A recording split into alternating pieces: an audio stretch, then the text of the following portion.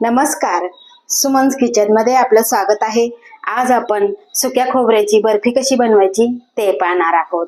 रेसिपीला सुरुवात करण्याआधी तुम्हाला एक निवेदन आहे, अजूनपर्यंत तुम्ही माझ्या चॅनलला सबस्क्राइब केलं नसेल तर सबस्क्राइब जरूर करा आणि हो, रेसिपी आवडली तर एक लाईक नक्की करा। चला तर मग रेसिपीला सुरुवात करूया। तर इथे बघा, आपल्याला खोबऱ्याची बर्फी बनवायची, त्यासाठी इथे मी बरोबर 200 ग्रॅम हे खोबरं घेतलेलं आहे, सुकं खोबरं घेतलेलं आहे। आणि घेताना हे काळ्या पाठीचं घ्यायचं, म्हणजे काय होतं ते गोडीला छान असतं आणि आपली जी बर्फी आहे ती जास्त दिवस टिकायला मदत होते। आता इथे मी मोठी किसणी घेतलेली आहे आणि त्या किसणीवर आपल्याला हे खोबरं किसून घ्यायचं आहे।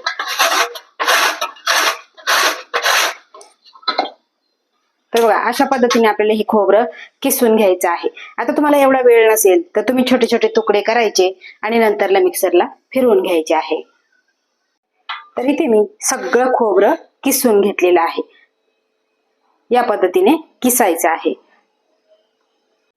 आता इथे मी मिक्सरचं मोठं भांड घेतलेलं आहे आणि त्या भांड्यामध्ये आपल्याला हे खोबरं घालायचं आहे आणि घातल्यानंतर आपल्याला हलकसं पल्स मोडवर फिरवून घ्यायचं आहे। तर बघा, अशा पद्धतीने आपण एकदम बारीक असं हे खोबरं फिरवून घेतलेलं आहे। तर इथे गॅसवर पॅन गरम करायला ठेवलेला आहे आणि त्यामध्ये आपल्याला 1 चमचा साजूक तूप घालायचं आहे आणि तूप घातल्यानंतर आपल्याला जे खोबरं आहे आपण बारीक करून घेतलेलं, ते खोबरं आपल्याला फक्त 2 मिनिटे परतून घ्यायचं आहे। असं परतल्यामुळे काय होतं, आपली जी बर्फी आहे ती टिकायला मदत होते।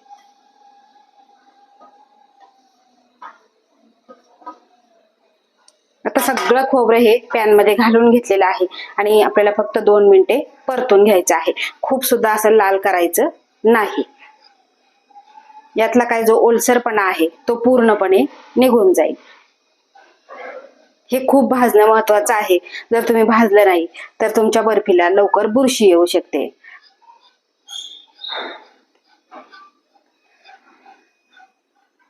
तर इथे 2 मिनिटे झालेली आहे आणि खोबरं आपण हे हलकसं परतून घेतलेलं आहे। आता हे आपण काढून घेऊ। आता आपल्याला बर्फी सेट करायची, त्यासाठी ही तयारी करून घ्यायची आहे। इथे मी ट्रे घेतलेला आहे, तुम्ही ताट सुद्धा घेऊ शकता। आता यामध्ये आपल्याला थोडंसं तूप टाकून घ्यायचं आहे आणि सगळ्या ट्रेला लावून घ्यायचं आहे, या पद्धतीने लावून घ्यायचं आहे।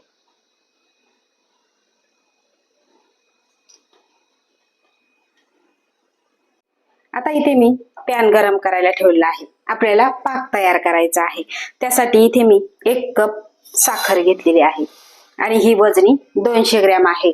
200 ग्रॅम खोबरं आणि 200 ग्रॅम साखर, त्यासाठी आपल्याला इथे अर्धा कप पाणी लागणार आहे।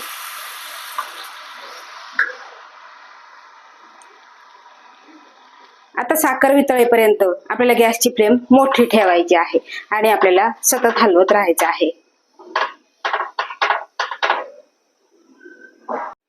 मोठा गॅस ठेवून आपण पूर्ण ही साखर वितळून घेतलेली आहे। आता गॅसची फ्लेम आपल्याला लो करायची आणि आपल्याला एकतारी पाक बनवून घ्यायचा आहे।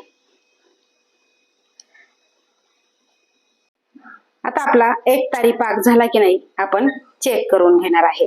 त्यासाठी वाटीमध्ये थोडंसं मिश्रण घ्यायचं आणि थंड करून घ्यायचं आहे आणि त्यानंतर आपल्याला बोटांवरती चेक करायचं आहे। तुम्ही इथे बघू शकता, अजून 2 मिनिटं आपल्याला वाट बघायची आहे।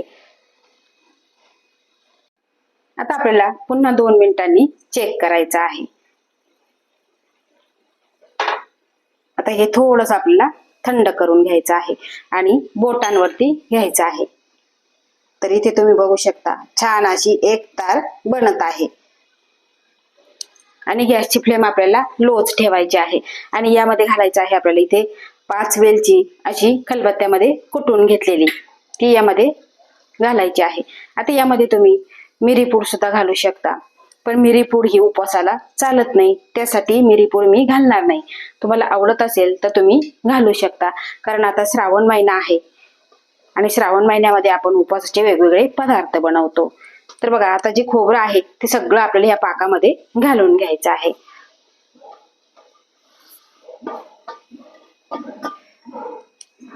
आता घातल्यानंतर आपल्याला याचा गोळा होईपर्यंत मिक्स करत राहायचं आहे. आता उपवासाला आपण वेगवेगळे पदार्थ बनवतो, त्यातलाच हा वेगळा जरासा पदार्थ तुम्ही केला की अगदी फराळाचं काही नसेल, खिचडी नसेल तरी तुम्ही हे खाऊन दिवसभर ही ऊर्जा शक्ती आपल्याला निर्माण करते. इतकी ही खोबऱ्याची बर्फी पौष्टिक आहे. आता तुम्ही माझा हा व्हिडिओ, ही रेसिपी कोणत्या देशातून, कोणत्या शहरातून, कोणत्या गावातून बघता ते सुद्धा मला कमेंट करून नक्की सांगा. आणि अजूनपर्यंत तुम्ही माझ्या चॅनलला सबस्क्राईब केलं नसेल तर सबस्क्राईब जरूर करा. आता घट्ट गोळा होईपर्यंत आपण हे मिश्रण सतत हलवत राहायचं आहे आणि गॅसची फ्लेम आपल्याला लोच ठेवायची आहे, कुठेही वाढवायची नाही. आता यामध्ये तुम्ही सुकामेव्याची पावडर घालू शकता किंवा छोटे छोटे तुकडे करून सुद्धा घालू शकता, पण मला अशी प्लेन आवडते म्हणून मी यामध्ये सुकामेवा घातलेला नाही.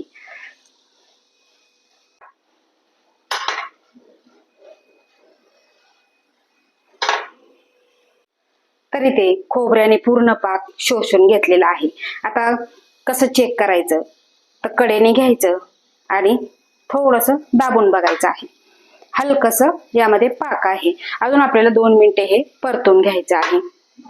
आणि इथे तुम्ही बघू शकता स्पॅच्युलाला छान असा घट्टपणा, चिकटपणा आलेला आहे. यावरून समजायचं की आपलं बर्फीचं मिश्रण हे तयार झालेलं आहे. आता गॅसची फ्लेम आपल्याला बंद करायची आहे आणि लगेचच आपल्याला ज्या ट्रेला आपण तूप लावलेलं त्या ट्रेमध्ये आपल्याला हे मिश्रण घालून घ्यायचं आहे.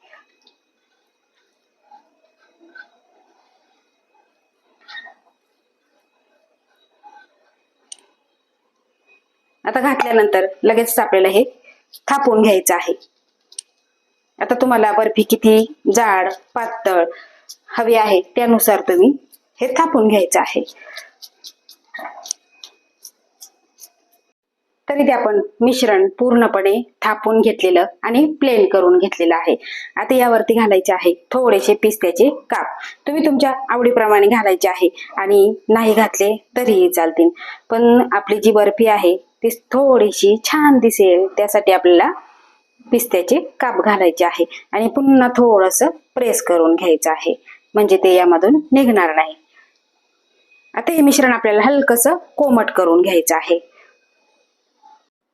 बर्फीचं मिश्रण कोमट झालेलं आहे आणि कोमट झाल्यानंतर आपल्याला याला कट देऊन घ्यायचं आहे. आता तुम्हाला किती छोटी मोठी कट करायची त्यानुसार तुम्ही कट देऊन घ्यायचा आहे. बघा या पद्धतीने कट देऊन घ्यायचा आहे.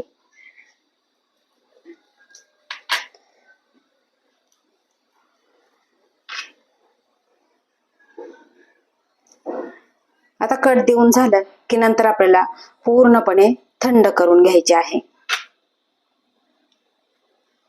आता हे आपण पूर्ण थंड करून घेऊ. तरी ते बर्फीचं मिश्रण पूर्णपणे थंड झालेलं आहे. आता आपण काढून घेऊ.